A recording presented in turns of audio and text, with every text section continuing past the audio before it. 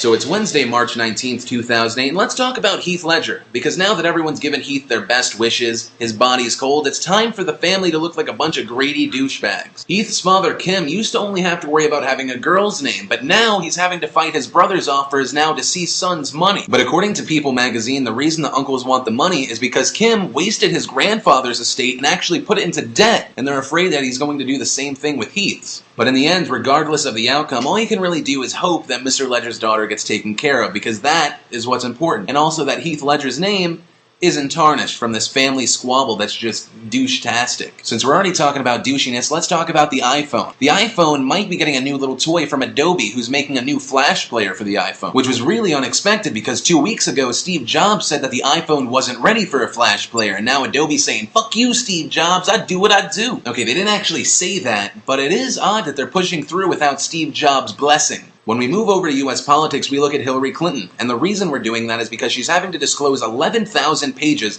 of her schedule as First Lady. And the reason they're having to do this is because she says she has more experience than Obama, and people are going, yeah? What did you do as First Lady? So she's going to show them. When we move on to Los Angeles, California, we have a story about 2 women in their 70s who picked up 2 homeless men off the street, took care of them, got them in apartments for 2 years, took out multiple life insurance policies, drugged them, and then ran them over with a car. I mean, allegedly, because, you know, it's not like they have videotape of them talking about it. That is ridiculous. Which brings us to Wednesday's Word of the Week with Hot for Words. Hello everyone, Hot for Words is here, and the word of the week is irony, which comes to us from the Latin ironia, by the way of the Greek ironia, which means to lie by omission or concealment of true intent. In other words, saying one thing but meaning something else. So when Philip says he's not gay, what's ironic is that...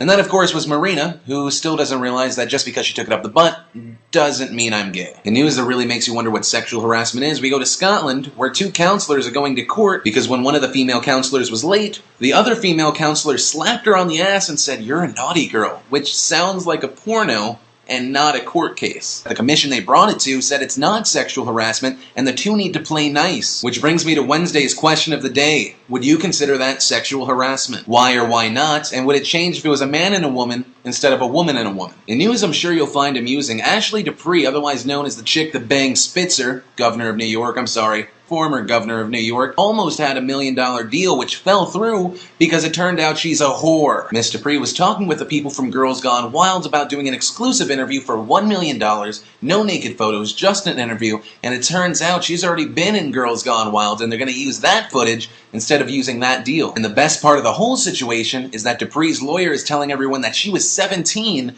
when she was being filmed, which in Florida is okay if she was 17 and gave consent, but if she was doing something sexual, someone broke the law again. In news for you horny little MTV watchers, Audrina from the Hills actually has naked photos out on the internet. The photos recently came out, and Audrina said that she did those right after high school and she trusted people that she shouldn't have trusted. But that's really all that mattered to me this Wednesday, March 19th, 2008. My name's Philip DeFranco, and you've just been filled in.